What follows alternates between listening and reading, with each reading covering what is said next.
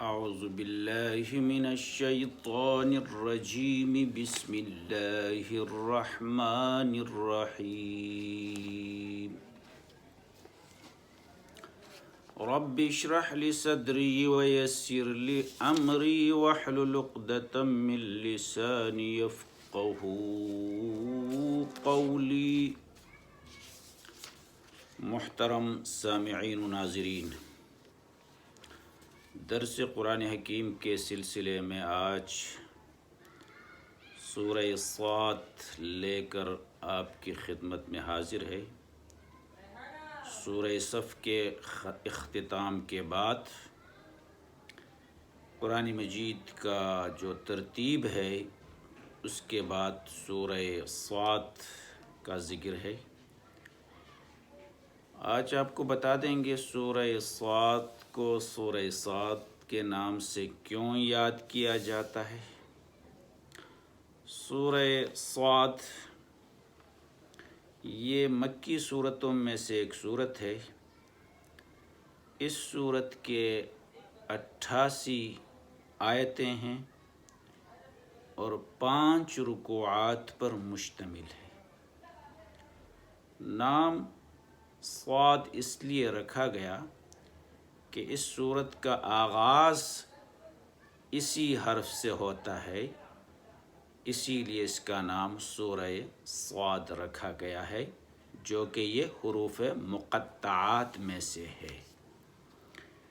اب اس سورت کے نزول کے بارے میں آپ کو کچھ بتاتے چلے تاکہ نزول اور موضوع سے واقف ہونے کے بعد سورت کو سمجھنا، آیاتوں کو سمجھنا تقریباً سہل ہوتا ہے، آسان ہوتا ہے۔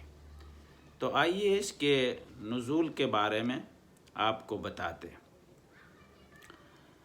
جو مستند تفسیروں کی روشنی میں ان کا لب لباب آپ کے سامنے پیش کیا جائے گا۔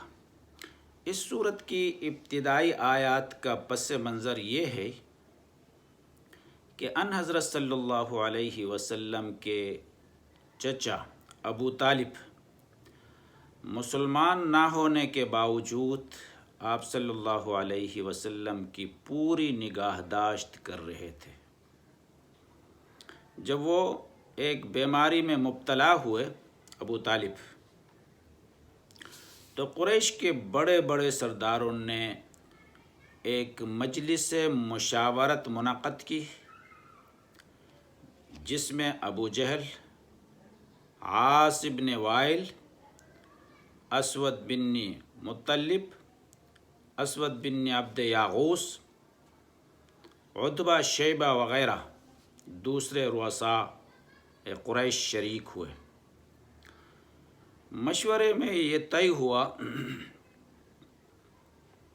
کہ ابو طالب بیمار ہیں، اگر وہ اس دنیا سے گزر گئے، مر گئے، اس کے بعد ہم نے محمد مصطفیٰ صلی اللہ علیہ وسلم کو ان کے نئے دین سے باز رکھنے کے لیے کوئی سخت اقدام کیا تو عرب کے لوگ ہمیں یہ طعنہ دیں گے کہ جب تک ابو طالب زندہ تھے اس وقت تک تو یہ لوگ محمد مصطفیٰ صلی اللہ علیہ وسلم کا کچھ نہ بگاڑ سکے، اور جب ان کا انتقال ہو گیا تو انہوں نے آپ کو ہدف تنقید بنا لیا۔ لہٰذا ہمیں چاہیے کہ ہم ابو طالب کی زندگی ہی میں ان سے محمد مصطفیٰ صلی اللہ علیہ وسلم کے معاملے کا تصفیہ کر لیں تاکہ وہ ہمارے معبودوں کو برا کہنا چھوڑ دے۔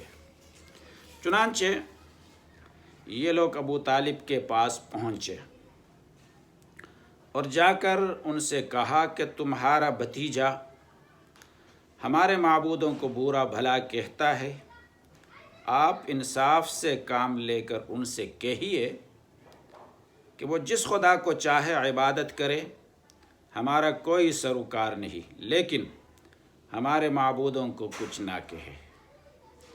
حالانکہ رسول اللہ صلی اللہ علیہ وسلم خود بھی ان کے بتوں کو اس کے سوا کچھ نہ کہتے تھے، کہ بے حس بے جان ہیں، یہ نہ تمہارے خالق ہیں نہ رازق، نہ تمہارا کوئی نفع نقصان ان کے قبضے میں ہے۔ بس یہی بات نہ آپ فرمایا کرتے تھے۔ ابو طالب نے ان حضرت صلی اللہ علیہ وسلم کو مجلس میں بلوایا اور آپ سے کہا کہ بھتیجے، یہ لوگ تمہاری شکایت کر رہے ہیں کہ تم ان کے معبودوں کو برا کہتے ہو، انہیں اپنے مذہب پر چھوڑ دو اور تم اپنے خدا کی عبادت کرتے رہو۔ اس پر قریش کے لوگ بھی بولتے رہے، مطلب ان کے درمیان بھی کچھ باتیں کرتے رہے، بڑے بڑے لوگ تھے۔ بالآخر حضرت صلی اللہ علیہ وسلم نے ارشاد فرمایا، چچا جان، کیا میں انہیں اس چیز کی دعوت نہ دوں جس میں ان کی بہتری ہے؟ ابو طالب نے کہا، وہ کیا چیز ہے؟ آپ صلی اللہ علیہ وسلم نے فرمایا، میں ان سے ایک ایسا کلمہ کہلوانا چاہتا ہوں جس کے ذریعے سارا عرب ان کے آگے سرنگوں ہو جائے اور یہ پورے عجم کے مالک ہو جائیں گے۔ اس پر ابو جہل نے کہا، بتاؤ وہ کلمہ کیا ہے؟ تمہارے باپ کی قسم، ہم ایک کلمہ نہیں 10 کلمے کہنے کو تیار ہیں اگر اس طرح فائدہ ہے۔ اس پر آپ صلی اللہ علیہ وسلم نے فرمایا، لا الہ الا اللہ کہہ دو۔ یہ سن کر تمام لوگ کپڑے جھاڑ کر اٹھ کھڑے ہوئے اور کہنے لگے، کیا ہم سارے معبودوں کو چھوڑ کر صرف ایک کو اختیار کر لیں؟ یہ تو بڑی عجیب بات ہے۔ اس موقع پر سورہ صاد کی یہ ابتدائی آیتیں نازل ہوئے ہیں۔ تو مطلب یہ کہ اس کے نزول کا جو واقعہ ہے وہ کچھ اس طرح بیان ہوا ہے۔ اب آتے ہیں اس کے موضوع کی طرف۔ موضوع اور مباحث اس میں کیا ہے؟ اس صورت کا آغاز ہوا ہے کفار اور نبی کریم صلی اللہ علیہ وسلم کی گفتگو کو بنیاد بنا کر اللہ تعالیٰ نے بتایا ہے کہ ان لوگوں کے انکار کی اصل وجہ دعوت اسلامی کا کوئی نقص نہیں ہے، بلکہ ان کا اپنا تکبر اور حسد اور اندھی تقلید پر اصرار ہے۔ یہ اس کے لیے تیار نہیں ہے کہ اپنے ہی برادری کے ایک آدمی کو خدا کا نبی مان کر اس کی پیروی قبول کر لے۔ یہ انہی جاہلانہ تخیلات پر جمے رہنا چاہتے ہیں جن پر انہوں نے اپنے قریب کے زمانے کے لوگوں کو پایا ہے۔ انا وجدنا آباءنا لفی ضلال مبین۔ اور جب اس جہالت کے پردے کو چاک کر کے ایک شخص ان کے سامنے اصل حقیقت کو پیش کرتا ہے تو یہ اس پر کان کھڑے کرتے ہیں، اس سے عجیب بات بلکہ نرالی اور انہونی بات قرار دیتے ہیں۔ ان کے نزدیک توحید اور آخرت کا تخیل محض ناقابل قبول ہی نہیں ہے، بلکہ ایک ایسا تخیل ہے جس کا بس مذاق ہی اڑایا جا سکتا ہے۔ اس کے بعد اللہ تبارک و تعالیٰ نے سورت کے ابتدائی حصے میں بھی اور آخری فقروں میں بھی کفار کو صاف صاف تنبیہ کیا ہے کہ جس شخص کا تم آج مذاق اڑا رہے ہو اور جس کی رہنمائی قبول کرنے سے تم کو آج سخت انکار ہے، عنقریب وہی غالب آ کر رہے گا، اور وہ وقت دور نہیں ہے جب اسی شہر مکہ میں جہاں تم اس کو نیچا دکھانے کے لیے ایڑی چوٹی کا زور لگا رکھے ہیں، اس کے آگے تم سب سرنگوں نظر آؤ گے، جیسے کہ فتح مکہ میں ہوا۔ پھر پے در پہ پیغمبر علیہ السلام کا ذکر کر کے، جن میں حضرت داؤد علیہ السلام، سلیمان علیہ السلام کا قصہ زیادہ مفصل ہے، اللہ تعالیٰ نے یہ بات سامعین کے ذہن نشین کرائی ہے کہ اس کا قانون عدل بالکل بے لاک ہے، اس کے ہاں انسان کا صحیح رویہ ہی مقبول ہے۔ بے جا بات خواہ کوئی بھی کرے وہ اس پر گرفت کرتا ہے۔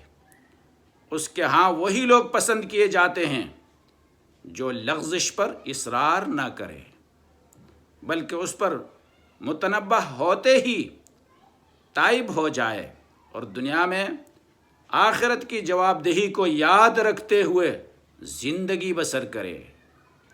اس کے بعد فرمانبردار بندوں اور سرکش بندوں کے اس انجام کا نقشہ کھینچا گیا ہے جو وہ عالم آخرت میں دیکھنے والے ہیں۔ اور اس سلسلے میں کفار کو دو باتیں خاص طور پر بتائی گئی ہیں اس صورت کے اندر۔ ایک یہ کہ آج جن سرداروں اور پیشواؤں کے پیچھے جاہل لوگ اندھے بن کر ضلالت کی راہ پر چل رہے ہیں، کل وہی جہنم میں اپنے پیروں سے پہلے پہنچے ہوئے ہوں گے اور دونوں ایک دوسرے کو کوس رہے ہوں گے، ملامت کر رہے ہوں گے۔ دوسرے یہ کہ آج جن اہل ایمان کو یہ لوگ ذلیل اور خوار سمجھ رہے ہیں، کمتر سمجھ رہے ہیں، کل یہ آنکھیں پھاڑ پھاڑ کر حیرت کے ساتھ دیکھیں گے کہ ان کا جہنم میں کہیں نام و نشان تک نہیں ہے اور یہ خود اس کے عذاب میں گرفتار ہیں۔ آخر میں اس صورت کے آخر میں قصہ آدم اور ابلیس کا ذکر فرمایا گیا ہے۔ اس سے مقصود کفار قریش کو یہ بتانا ہے کہ محمد رسول صلی اللہ علیہ وسلم کے آگے جھکنے سے جو تکبر تمہیں مانع ہو رہا ہے، تمہیں روک رہا ہے، وہی تکبر آدم کے آگے جھکنے سے ابلیس کو بھی مانع ہوا تھا۔ خدا نے جو مرتبہ آدم کو دیا تھا اس پر ابلیس نے حسد کیا اور حکم خداوندی کے مقابلے میں سرکشی اختیار کر کے لعنت کا مستحق ہوا۔ اسی طرح جو مرتبہ خدا نے محمد مصطفیٰ صلی اللہ علیہ وسلم کو دیا ہے اس پر تم حسد کر رہے ہو اور اس بات کے لیے تیار نہیں ہو کہ جسے خدا نے رسول مقرر کیا ہے اس کی اطاعت کرو۔ اس لیے جو انجام ابلیس کا ہونا ہے وہی آخر کر تمہارا بھی ہونا ہے۔ انہی پر اس صورت کو تکمیل تک اللہ تعالیٰ نے پہنچایا ہے۔ یہ تو اس صورت کا خلاصہ یا یہ کہو کہ مباحث اور موضوعات اور اس کے زمانہ نزول کا خلاصہ میں نے مستند تفاسیر کی روشنی میں آپ لوگوں کے سامنے پیش کیا۔ آگے وقتاً فوقتاً اس کی یاد دہانی جن جن آیتوں کو ہم پڑھتے جائیں گے اس میں کرتے رہیں گے۔ اللہ تعالیٰ قرآنی تعلیمات پر عمل کی توفیق عطا فرمائے۔ وما علینا الا البلاغ۔